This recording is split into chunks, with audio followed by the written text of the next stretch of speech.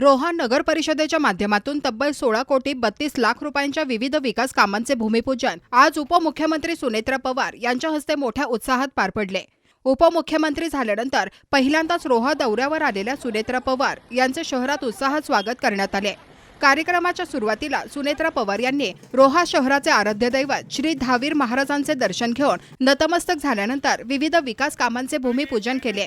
यामध्ये नदी संवर्धन, संरक्षक भिंत, खाऊ गल्ली, घड्याळ मनोरा आदी महत्त्वाच्या विकास कामांचा समावेश आहे।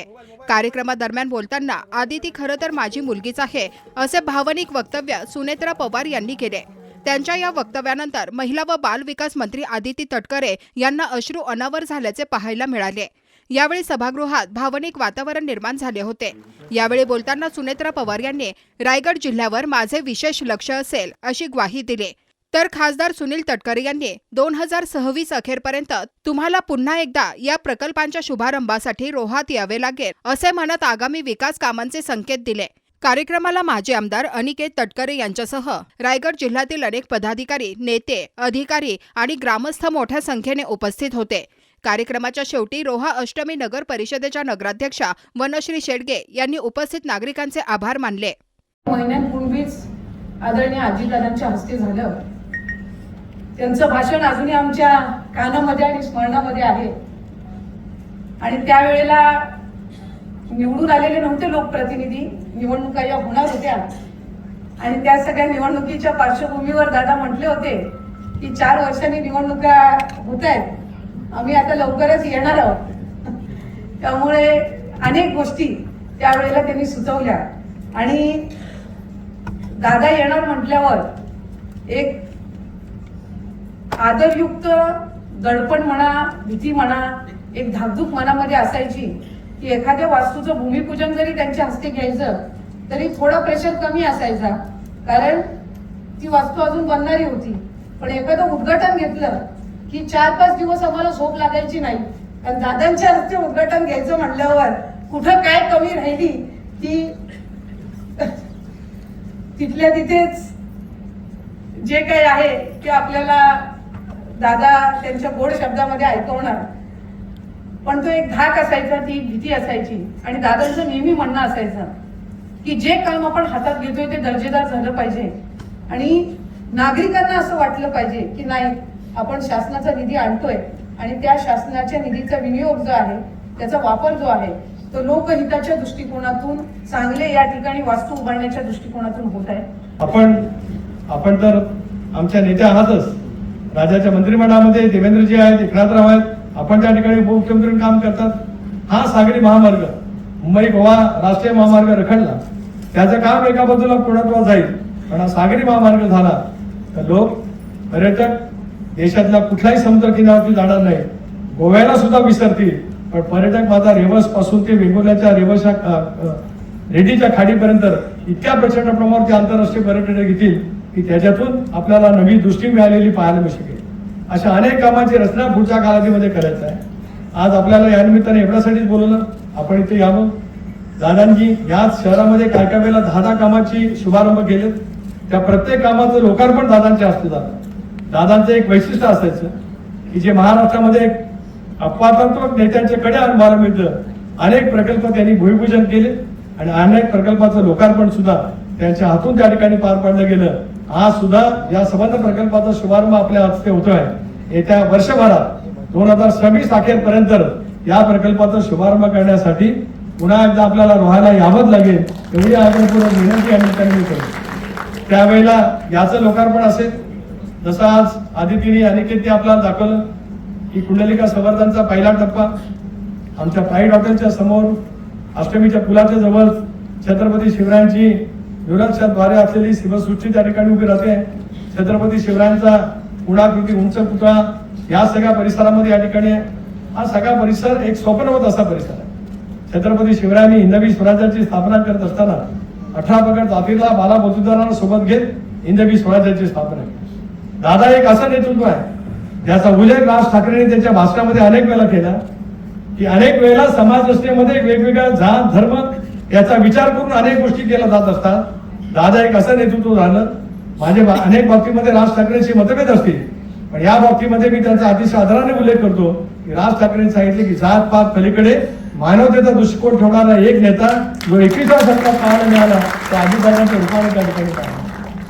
आपण ऐकलं की सगळ्यांनीच सांगितलं 6 महिन्यापूर्वीच दादांच्या हस्ते झालं होतं. सगळ्या व्हिडिओ मधून अगदी दोन्हीची तुलना दिसते सगळी.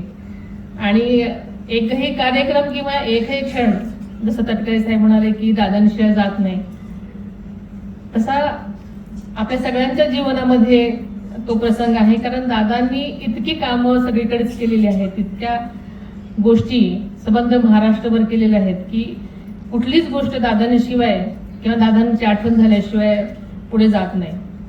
आणि इथल्या प्रत्येका मनामध्ये मला वाटतं तशाच ताज्या आहेत सगळ्या आठवणी, याची मला खात्री आहे.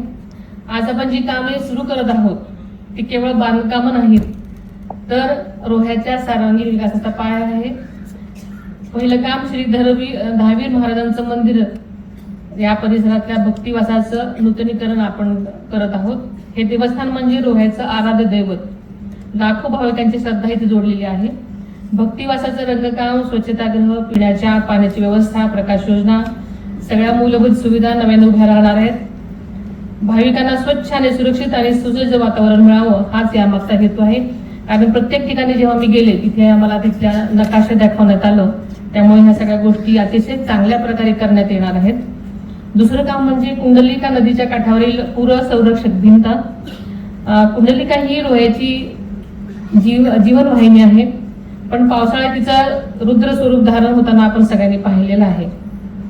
आणि म्हणूनच नागरी वस्त्यांना धोका निर्माण होतो, जीवनामध्ये खूपच अडचण होते. या भिंतीमुळे वस्त्या सुरक्षित राहतील, जमिनीची धूप थांबेल आणि नदीकाठही स्वच्छ राहील. या सगळ्यांच्या नियोजनामध्ये यामुळे ह्याचं काम केलेलं आहे. तिसरं काम आहे कुंडलिका नदी संवर्धन गार्डन मध्ये, जे की आपण अतिशय सुंदररित्या शिवसृष्टी शिल्प, छत्रपती शिवाजी महाराजांच्या शौर्याचं आणि स्वराज्याच्या संकल्पनेचं हे प्रतीक मुंबईच्या प्रसिद्ध सर जे स्कूल ऑफ आर्टच्या विद्यार्थ्यांनी आणि शिक्षकांनी साकारलं आहे.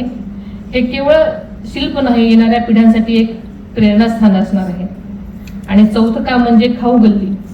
कोकणची खाद्य संस्कृती ही कोकणची स्वतंत्र ओळख आहे.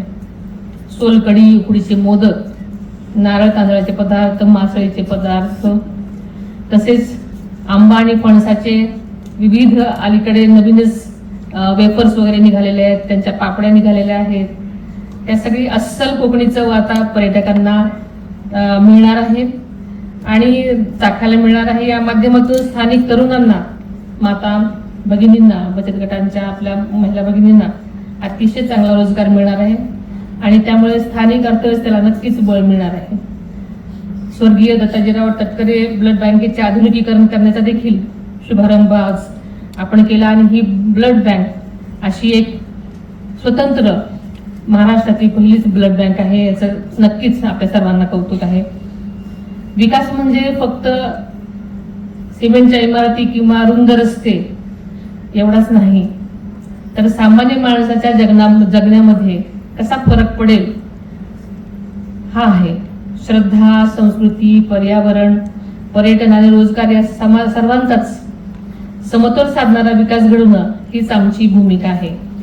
आणि याच भूमिकेतून ही आजची सर्व कामं सुरू आहेत. या कामांसाठी सातत्याने पाठपुरावा करणारे खासदार आपले सुनीलजी तटकरे साहेब, मंत्रिमंडळातील माझी सहकारी आणि इथली लोकप्रतिनिधी आमची आदिती, रोहा अष्टमी नगरपालिकेचे नगराध्यक्षाच आणि सर्व त्यांचे सहकारी, अधिकारी आणि कर्मचारी, या सर्वांचं मी मनापासून अभिनंदन करते.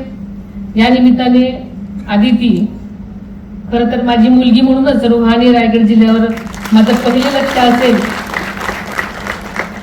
ही मी ग्वाही देते. कारण आदिती किंवा तटकरे साहेब दादानंतर वहिनींचं लक्ष असेल की नाही असं सगळं त्यांना वाटतंय, पण मी एक जबाबदार महाराष्ट्राची उपमुख्यमंत्री म्हणून आणि कोकणावर माझंही प्रेम असल्यामुळे, कारण माझा आजपर्यंत तुम्हाला प्रेम दिसलेलंच नाही, आणि आदिती आणि तटकरे साहेब यांचे आमचे अनेक वर्षाचे स्नेहसंबंध असल्यामुळे नक्कीच या विभागावर दादांनी इतकंच माझंही लक्ष राहील असं तुमच्या सर्वांच्या साक्षीने मी सांगते. तुम्ही पाहत आहात विस्टा न्यूज मराठी.